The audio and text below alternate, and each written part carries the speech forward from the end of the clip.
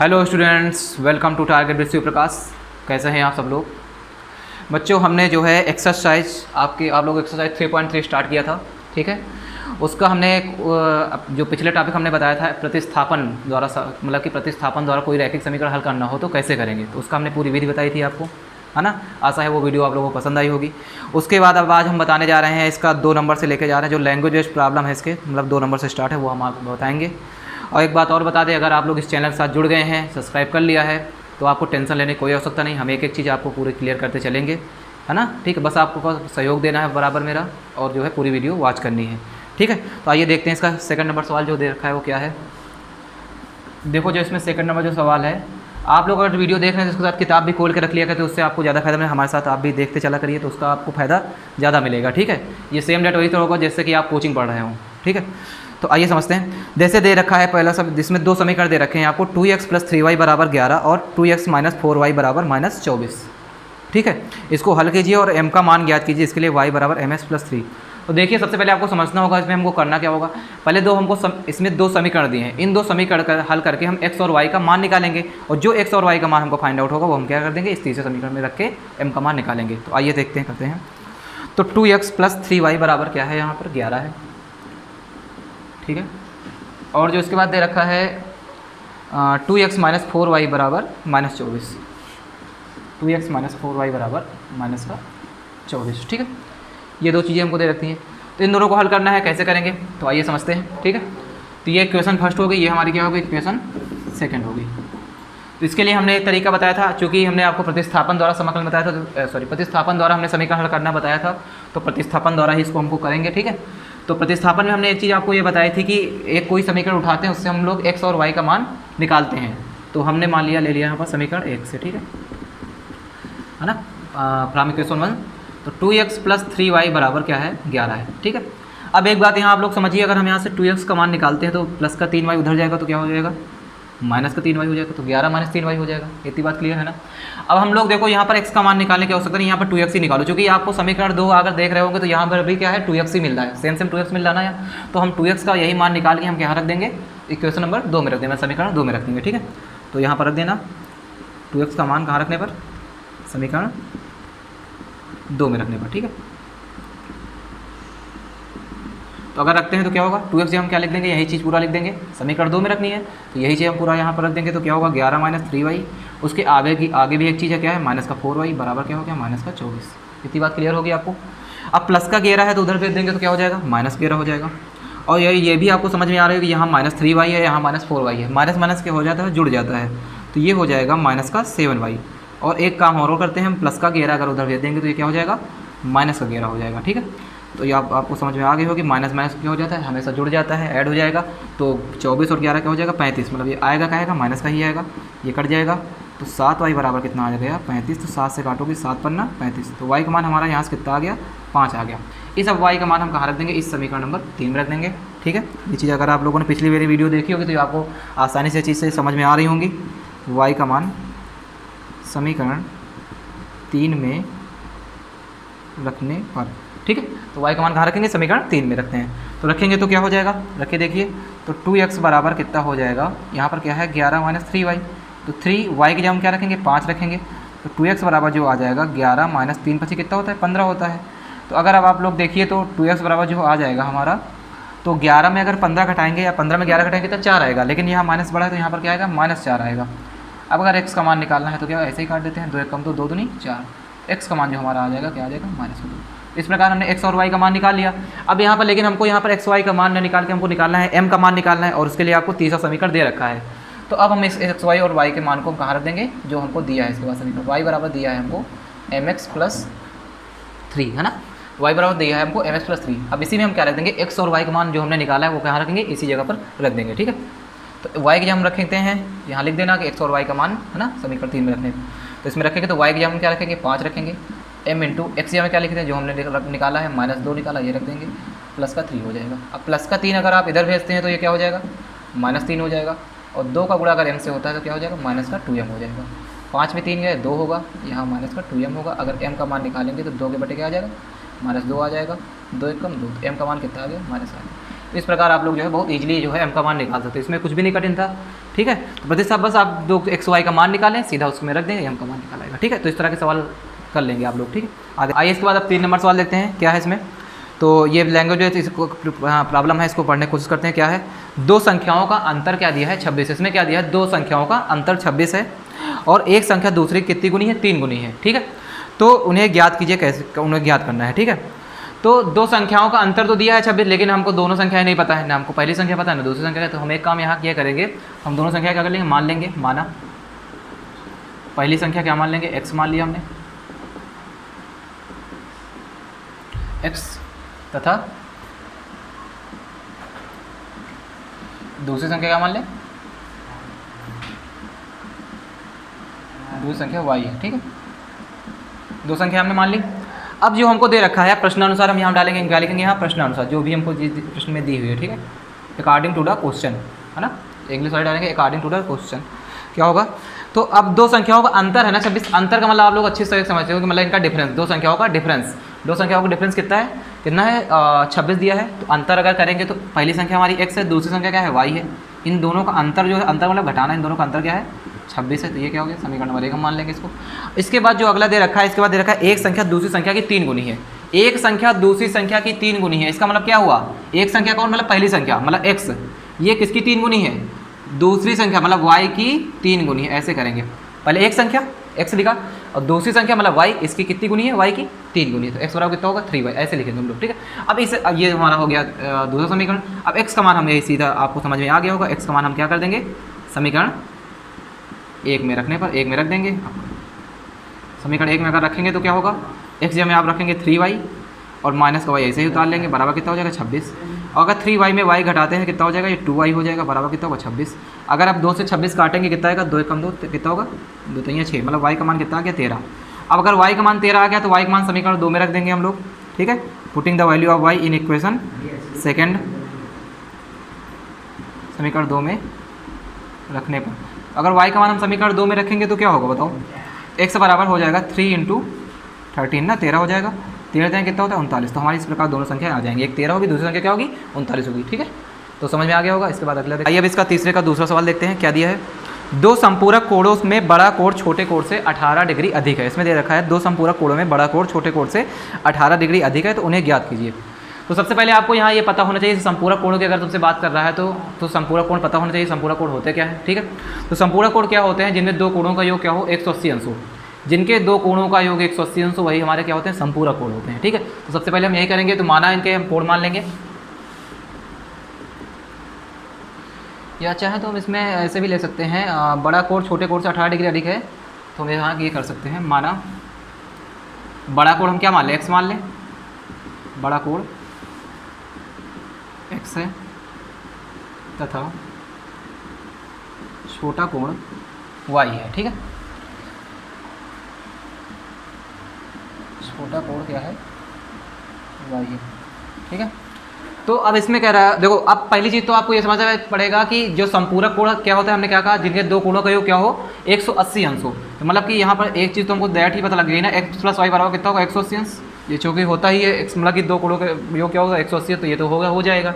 अब आगे आपको क्या दे रखा है उसको पढ़िए। अब इसके बाद जो दे रखा है आपको यहाँ प्रश्नानुसार आप लोग लिख लेंगे। इसके बाद आपको जो दे रखा है बड़ा कोण छोटे कोण से 18 डिग्री ज़्यादा है। बड़ा कोण इसमें कौन सा है, ये x है ना, ये किससे 18 ज़्यादा है, छोटे कोण मतलब y से, ऐसे समझिए करिए। जैसे बड़ा कोण दिया है, बड़ा कोण क्या है x उतार लीजिए। अब छोटे कोण से 18 ज़्यादा है, मतलब छोटा कोण क्या है आपका y है, इससे क्या है 18 ज़्यादा है, मतलब x बराबर क्या है y + 18, ये चीज़ दिया रखा है। अब हमको नहीं लगता आप लोग इसको नहीं कर पाएंगे, एकदम आराम से कर ले जाएंगे ना, मतलब x का मान सीधा समीकरण 1 में रख देंगे, x का मान समीकरण 1 में रखने पर अगर 1 में रखेंगे तो क्या हो जाएगा, y + 18 प्लस आगे क्या है y है, क्योंकि हम x से हम यहाँ रख रहे हैं ना y + 18, ये y हम ऐसे ही उतार लेंगे, बराबर कितना हो जाएगा 180। y कितना हो जाएगा 2y + 18 बराबर कितना हो जाएगा 180। अगर प्लस का 18 उधर चला जाएगा तो क्या हो जाएगा माइनस का 18 हो जाएगा। 180 में अगर 18 घटाएंगे तो कितना आएगा बताइए, 8 घटाए 72 62, मतलब कितना आएगा 162 आएगा। अगर 2 से इसको काटे कितना आएगा 2 × 8 16, 2 × 2, मतलब y बराबर जो आ जाएगा कितना आ जाएगा 81 आ जाएगा। y का मान कितना आ गया 81, मतलब हमारा जो छोटा कोण आ गया कितना आ गया 81 आ गया। अब y का मान हम कहाँ रख देंगे, समीकरण 2 में रख देंगे, x का मान निकल आएगा। ठीक है, लिख लेंगे ना, y का मान समीकरण जब 2 में रखेंगे तो एक्स बराबर कितना आ जाएगा, वाई की जगह हम यही रख देंगे 81 प्लस कितना होगा 18, 81 18 जोड़ेंगे कितना आएगा 99। तो बड़ा कोण हमारा हो जाएगा 99 डिग्री और छोटा कोण क्या हो जाएगा 81 डिग्री। ठीक है, तो इससे छोटा मेथड भी इसका हो सकता था, एक तरीका और हो सकता था जो इससे कम भी लग जाता, लेकिन जो है आपको प्रतिस्थापन द्वारा बताना था इसलिए हमने ये इसको यूज़ किया। ठीक है, आइए इसके बाद आइए अब इसका तीसरा देखते हैं। तीसरे का तीसरा ये क्या है, एक क्रिकेट टीम के कोच ने 7 बल्ले और 6 गेंदें 3800 में खरीदी। अब यहाँ बल्ले और गेंदों की बात हो रही है। सबसे पहले हमको ये पता होना चाहिए बल्ले और गेंदों की संख्या क्या होगी, तो हम उसे मान लेंगे। तो बल्ले और गेंदों की हम क्या मान लें, मूल्य, सॉरी संख्या तो दिया है, हमको क्या मानना होगा, मूल्य, है ना। तो मान लें हम यहाँ पर यही चीज़ हमको देखना होता है, जो चीज़ हमसे पूछे, देखो एक चीज़ समझा करिए, जो चीज़ आपसे बाद में पूछे उसी को हम क्या करते हैं, मानते हैं, जो कि वो चीज़ हमको नहीं पता होती है। तो वही काम यहाँ करेंगे, माना बल्ले का मूल्य है ना कितना है, बराबर कितना 100 रुपये ना। इंग्लिश वाले लिखना हो तो ये लिख सकते हैं, let the cost of the bat ना, बल्ले का मूल्य 100 रुपये। एंड उसके बाद क्या है, गेंद का मूल्य, है ना। तो गेंद का मूल्य क्या होगा, कॉस्ट ऑफ बॉल, गेंद का मूल्य हम क्या मान लें, वाई रुपये मान लें। ठीक है, अब हमको देखना है यहाँ प्रश्नानुसार अगर करते हैं तो क्या होगा, प्रश्नानुसार देखें तो अब इसमें क्या दिया है, अब यहाँ दिया है कि 7 बल्ले और 6 गेंदे। आप समझिए ज़रा, अब आप 7 बल्ले लेने जा रहे हैं, वो 100 रुपये के हैं, तो आपको कितने पड़ेगा, वो 7x पड़ेगा। जैसे हमारी बात आप समझिए, जैसे कोई चीज़ 2 रुपये की है, आप उसको मान लो कि 2 रुपये कोई पेन है, आप 3 पेन खरीद रहे हैं, तो उसका टोटल प्राइस आपको कितना पड़ेगा, 3 दूनी 6 पड़ेगा ना, मतलब 3 और 2 को आप गुणा कराते नहीं कराते, 3 दूनी 6। इसी प्रकार यहाँ भी होगा, बल्ले का मूल्य x है और बल्ले कितने खरीदे जा रहे हैं, 6 खरीदे जा रहे हैं, तो कितना हो जाएगा, 6x हो जाएगा। समझ गए ओवरऑल। तो हम यहाँ पर क्या लिखेंगे, इसीलिए समझ गए। तो यहाँ पर कितना होगा, बल्ला चूँकि 7 है, सॉरी 7 है, तो यहाँ क्या हो जाएगा 7x, और गेंदे कितनी है 6y, और ओवरऑल जो इनका जो कॉस्ट है वो कितनी है, प्राइस है वो कितनी है 3800 है। तो यहाँ पर हम बराबर में क्या लिखेंगे, 3800 लिखेंगे। इसको क्वेश्चन क्या मान लेंगे, फर्स्ट मान लेंगे। और अगर इसका अगला पढ़ते हैं, अगर सेकंड अगर कंडीशन इसकी दी पढ़ते हैं तो वो क्या दिया है, 3 बल्ले और 5 गेंदे 1750 में खरीदी। 3 गेंदे और 5 बल्ले मतलब 3x, और बल्ले कितने हैं 5, ये कितने खरीदी हैं, 3 गेंदे 5, 3 बल्ले 5 गेंदे कितने की है, और 1750। तो यहाँ पर कितना हो जाएगा 1750, ये इसको समीकरण 2 मानेंगे। अब हमको यहाँ पर करना क्या होगा, x और y का मान निकालना होगा। अब हमको नहीं लगता आप लोग इसको निकाल लेंगे, आराम से निकाल ले जाएंगे, है ना। क्योंकि अगर आप लोग प्रतिस्थापन द्वारा हम बता ही चुके हैं कैसे हल करना है, इसके पिछली वीडियो में बता चुके हैं। तो आप यहाँ क्या करिएगा, या पहले 1 या 2 कोई समीकरण उठाइएगा, हमारे हिसाब से इसमें दूसरा उठा, दूसरा ज़्यादा सरल है ना, किसी से भी उठा लीजिए। तो x का मान यहाँ से निकाल के समीकरण 2 में रख के आप x y का मान आराम से निकाल लेंगे। ठीक है, आइए आगे देखते हैं। हाँ, अगला सवाल देखते हैं, इसका 4 नंबर जो है, तीसरे का 4। एक नगर में टैक्सी के भाड़े में एक नियत भाड़े तथा के अतिरिक्त चली गई दूरी पर भाड़ा सम्मिलित किया जाता है। देखो एक इसमें नियत भाड़ा है, जैसे हमको कहीं दूर एक निश्चित डिस्टेंस तक जाना है तो उसका एक फिक्स होगा, जैसे मान लो 5 रुपये है, उसके आगे मान लो दे दिया गया प्रति किलोमीटर इतना रुपये किराया, तो वही चीज़ आपको दे रखा है। तो किसी नियत भाड़ा अतिरिक्त के भाड़े से सम्मिलित किया जाता है, मतलब नियत भाड़ा है और अतिरिक्त भाड़ा दोनों चीज़ें सम्मिलित हैं। तो 10 किलोमीटर दूरी के लिए भाड़ा कितना है, 105 रुपये है। तो यहाँ पर हमको क्या मानना होगा, तो पहले हम ये चीज़ समझेंगे कि यहाँ नियत भाड़ा क्या होगा, अभी हमको ये भी नहीं पता है। तो इसमें हम ले लेते हैं माना टैक्सी का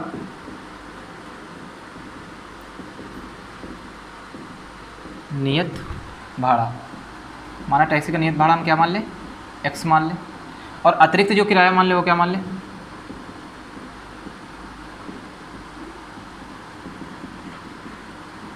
अतिरिक्त भाड़ा मान लें y रुपये। ठीक है, अब जैसे हमको देखा है कि अब 10 किलोमीटर के लिए भाड़ा कितना है, 105 रुपये।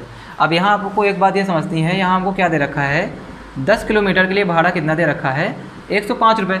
अब इस एक चीज़ समझिए, 10 किलोमीटर में आपका क्या नियत किराया, देखो पहले 10 किलोमीटर आप जो चले हैं इसमें नियत भी ऐड होगा, क्या होगा अतिरिक्त, 10 किलोमीटर ये क्या होगा अतिरिक्त में होगा। पहले तो इसमें हम नियत जो होगा इसमें ये x होगा, और 10 किलोमीटर ये अतिरिक्त चला है, तो 10 अतिरिक्त चला है तो इसका मतलब 10 इंटू क्या होगा, अतिरिक्त का कितना है y, तो इसको क्या लिखेंगे x प्लस 10y। ठीक है, तो यही चीज़ आपको समझना है कि इक्वेशन हम कैसे बनाए, और बराबर में कितना दे रखा है 105। ठीक है, इसको इक्वेशन हम क्या मानेंगे, फर्स्ट मानेंगे। आगे जो दे रखा है, आगे बढ़िए जरा, इसके आगे दे रखा है 15 किलोमीटर के लिए भाड़ा कितना है, 155 रुपये। अब अगर आगे वो 15 चलना चाहे, x तो नियत ही है, x तो नियत है, मतलब ये तो ऐसा ही रहेगा। आगे अगर 15 चलना चाहे तो मतलब क्या हो जाएगा 15y। अब ये कितना जो इसका भाड़ा है, जो कितना है 155 रुपये है। ठीक है, तो अब हमको यहाँ पर इसका भी क्या निकालना होगा, पहले हम x y का मान निकालेंगे, वो आप लोग निकाल लेंगे, आराम से निकाल लेंगे ना, आराम से हल करके। यहाँ समीकरण 1 से x का मान निकालेंगे तो क्या हो जाएगा, 105 माइनस 10y, उठा कहाँ रख देंगे, समीकरण 2 में रख देंगे। जब 2 में रख देंगे तो x और y का आपका मान निकल आएगा। जब x y का मान निकल आएगा तो उसके बाद आप लोगों को क्या करना होगा, तो एक व्यक्ति के लिए 25 किलोमीटर तय करने के लिए कितना भाड़ा देना होगा। तो आपको जो निकालना होगा, तो यहाँ पर दे रखा है 25 किलोमीटर, मतलब आपको निकालना होगा x प्लस 25y। समझ गए ना, मेरी बात समझे नहीं समझे? एक्स का मान यहाँ से निकालेंगे, प्लस का 10y उधर जाएगा, 105 माने 10y उठा के यहाँ समीकरण 2 में रखेंगे, जैसे करते चले आ रहे हैं आप लोग। y का मान निकलेगा, जब y का मान निकले तो उसमें रख देना, तो समीकरण 3 में तो x का मान निकल आएगा। जब आपके x और y का मान निकला तो यहाँ पर रख दीजिएगा, यही आपका क्या हो जाएगा, आंसर हो जाएगा। ठीक, तो आपको आशा करते ये भी समझ में आ गया होगा। आगे देखते हैं। अब इसका हम देखते हैं 5 नंबर सवाल। ये क्या दिया है, देखो ये दिया है इसमें कि यदि किसी भिन्न के अंश और हर में हम 2 जोड़ दिया जाए, मतलब अंश में भी 2 जोड़ें और हर में भी 2 जोड़ें, तो ये क्या हो जाती है, 9/11 हो जाती है। पहले हमको यही चीज़ माना होगा, इसमें हमको चूँकि भिन्न नहीं पता है तो हम पहले यहाँ भिन्न मानेंगे। माना भिन्न क्या है, x/y है। ठीक है, भिन्न हम क्या मान लें, x/y। अब ये चीज़ सबको पता होगी कि हम इसको ऊपर वाले को क्या बोलते हैं, अंश बोलते हैं, और नीचे वाले को क्या बोलते हैं, हर बोलते हैं। मतलब न्यूमिनेटर, ऊपर वाला न्यूमिनेटर, नीचे वाला क्या होता है, डिनोमिनेटर, है ना। अंश होता है, नीचे वाला क्या होता है, हर होता है। अब आगे प्रश्नानुसार अगर आप सुने, इसमें 2 शर्तें दी हुई हैं, तो एक बार हम देखेंगे फर्स्ट शर्त, है ना। देखेंगे तो क्या है, पहली शर्त अगर था ना, प्रथम शर्त, या ऐसे लिख देते हैं हम लोग, हाँ लिख देते हैं प्रथम शर्तानुसार ना।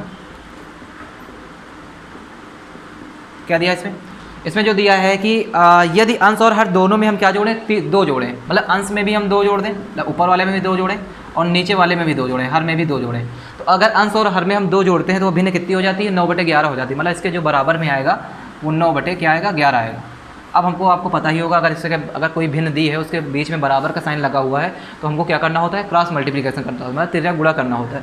तो तिर्यक गुणा करेंगे तो क्या होगा, यहाँ पर 11 गुणा पहले इन दोनों से करिए, तो 11 गुणा अगर x से करेंगे 11x आ जाएगा, और 11 गुणा अगर 2 से करेंगे, ये दूनी कितना आएगा, 22 आएगा। इसी प्रकार हम 9 का गुणा भी करेंगे, 9 का गुणा अगर हम y से करेंगे 9y हो जाएगा। अगर इसी प्रकार 9 का गुणा हम 2 से करते हैं, 9 दूनी कितना होगा, 18 हो जाएगा। क्लियर है। अब यहाँ समझिए, अब प्लस का 9y अगर इधर लेके आएंगे तो क्या हो जाएगा, ये माइनस का 9y होगा, और प्लस का 22 अगर उधर लेके जाते हैं तो ये 22 काहे हो जाएगा, माइनस का 22 हो जाएगा। ठीक है, तो इस प्रकार अगर हम देखें तो 18 में अगर हम 22 में 18 घटा कितना है, 4 आएगा, लेकिन माइनस का हमारा बड़ा साइन है तो क्या होगा, यहाँ जो आएगा कहेगा माइनस का आएगा।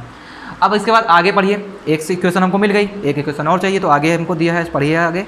यदि अंश और हर में अब 3 जोड़ दिया जाए तो 5/6 हो जाती है। अब अंश और हर में हम क्या करेंगे, अभी तक हम 2 जोड़ा था, इस बार हम क्या जोड़ेंगे, 3 जोड़ेंगे, है ना। अब सेकंड शर्तानुसार चाहो तो आप ये भी लिख सकते हो, या सीधा डायरेक्ट ही आप प्रश्नानुसार करके कर सकते हो। ठीक है, ऐसे ज़्यादा आपको क्लियर हो जाएगा। तो अगर दूसरी शर्त के अनुसार अगर देखें तो ये अंश और हर में हमको क्या जोड़ना है, 3 जोड़ना है, मतलब अंश में भी 3 जोड़ना है और हर में भी 3 जोड़ना है। तो अंश और हर में अगर हम 3 जोड़ते हैं, ये भिन्न कितनी हो जाती है, 5/6 हो जाती है। फिर वही काम करेंगे, क्रॉस मल्टीप्लाई कराएंगे, 6 का गुणा अगर x से करेंगे 6x हो जाएगा, 6 का गुणा 3 से करेंगे 18 हो जाएगा, 5 गुणा y से करेंगे 5y हो जाएगा, 5 गुणा 3 से करेंगे 15 हो जाएगा। प्लस का 5y इधर लेके आएंगे, क्या हो जाएगा, -5y होगा, और प्लस का 18 अगर हम उधर भेजते हैं क्या हो जाएगा, -18 हो जाएगा। तो 6x - 5y बराबर हमको जो मिल जाएगा, यहाँ से कितना आ जाएगा, -3 हो जाएगा। तो ये हमको मिल गया इक्वेशन सेकंड। अब आप लोग वही काम करेंगे जो इसके लिए हमने बताया था, हम एक समीकरण 1 या 2 से उठा के किसी से एक x का मान निकाल लेंगे, उससे x से y का मान उठा कहाँ रख देंगे, अगले वाले में रख देंगे। जैसे हम मान लो इसमें हम लेते हैं समीकरण 2 में लेते हैं, तो अगर इसे हम पक्षांतर करें तो अगर हम यहाँ से 6x बराबर करें तो -5y अगर उधर जाएगा तो क्या हो जाएगा, प्लस का 5y हो जाएगा। समीकरण 2 से हम ले रहे हैं, अपना कैसे ले रहे हैं, समीकरण 2 से, बात समझिए मेरी। तो यहाँ 6x निकालेंगे तो यहाँ आ जाएगा 5y माइनस का है, उधर जाएगा प्लस का 5y हो जाएगा, -3 तो वैसे ही रहेगा। अगर x का मान निकालते हैं तो 5y - 3 बटे कितना आ जाएगा, 6 आ जाएगा। ठीक है, अब इतना काम आपका हम कर दे रहे हैं। ये समीकरण कितना मानेंगे, 3 मानेंगे। अब इस x का मान चूंकि हमने समीकरण 2 उठाया था, इस x का मान कहाँ रख दीजिएगा, आप समीकरण 1 में रख दीजिएगा। जहाँ x आप देख रहे हैं ना, पूरा यही आप उठा कर रख दीजिएगा।